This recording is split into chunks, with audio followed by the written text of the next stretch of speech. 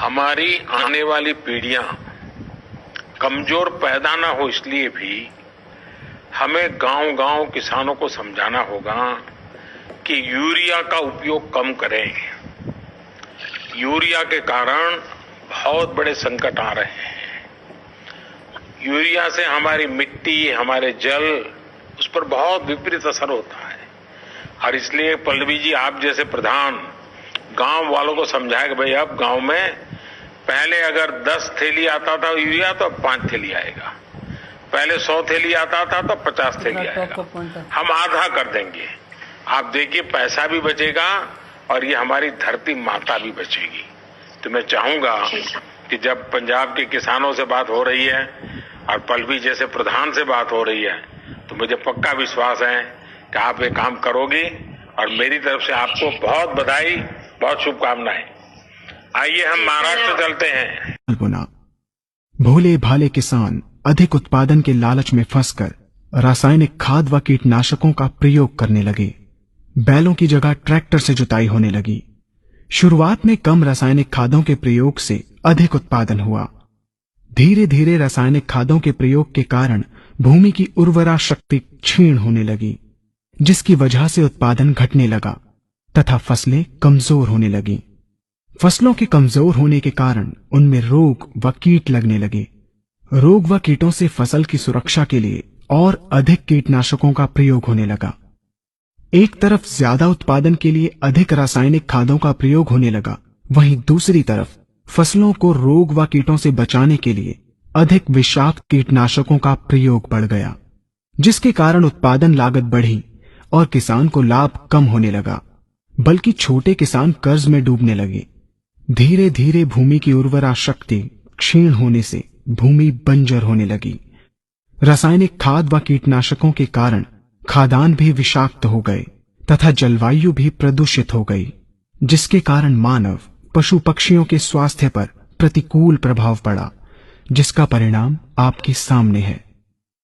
मानव स्वास्थ्य पर रासायनिक खादों के पड़ने वाले प्रभाव को आप ऐसे समझें। जब किसान फसल में रासायनिक खाद डालता है तो रासायनिक खाद में उपस्थित विषाक्त रसायन जल में घुलकर सबसे पहले जल को प्रदूषित कर भूमि के अंदर उपस्थित केचुए व सूक्ष्म जीवाणुओं को मार देता है। ये बात सभी किसान अच्छी तरह से जानते हैं कि केचुए व अन्य सूक्ष्म जीवाणु भूमि की उर्वरा शक्ति को बढ़ाने के लिए अति आवश्यक होते हैं। विषाक्त रसायन के कारण इनकी मृत्यु हो जाने से भूमि की उर्वरा शक्ति नष्ट हो जाती है तथा भूमि कठोर होकर बंजर होने लगती है। रासायनिक खादों के विषाक्त रसायन पानी के माध्यम से अन्य खनिजों के साथ फसल के अंदर पहुंचकर फसलों को विषाक्त बना देते हैं। बाद में जब खाद्यान्न के रूप में मनुष्य या अन्य पशु इन्हें खाते हैं तो ये विषाक्त रसायन मानव स्वास्थ्य पर बहुत ही बुरा प्रभाव डालते हैं तथा मनुष्य के अंदर तरह तरह के रोग उत्पन्न करते हैं।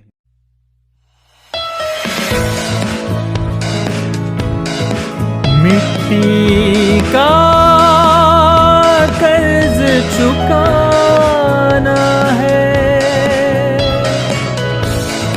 भारत को स्वस्थ बनाना है। जहरीली सारी खादों से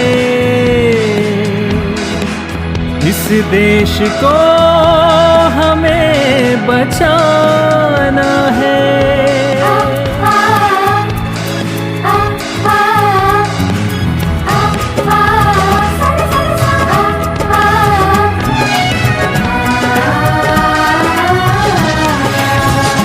लाए हरित संजीवनी, पाए हरित संजीवनी, लाए हरित संजीवनी, पाए हरित संजीवनी।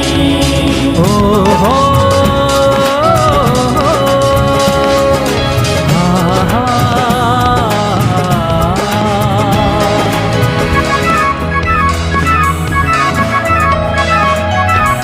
फसलों की जान है ये, मिट्टी का प्राण है ये। फसलों की जान है ये, मिट्टी का प्राण है ये। देश की शान है हरित संजीवनी, देश की शान है हरित संजीवनी।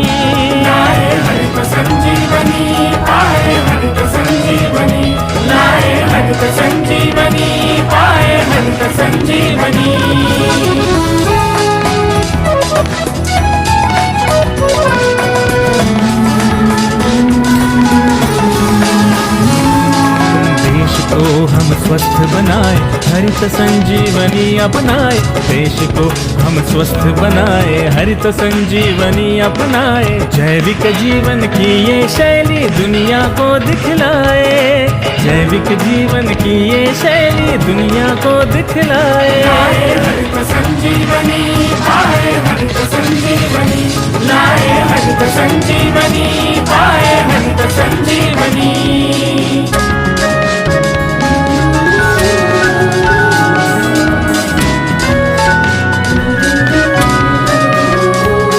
फिर सांस नहीं लेगी मिट्टी, फिर सोना उगलेगी मिट्टी, फिर सांस नहीं लेगी मिट्टी, फिर सोना उगलेगी मिट्टी। पाकर हरित संजीवनी जहर मुक्त होगी खेती। लाए हरित संजीवनी, पाए हरित संजीवनी, लाए हरित संजीवनी, पाए हरित संजीवनी।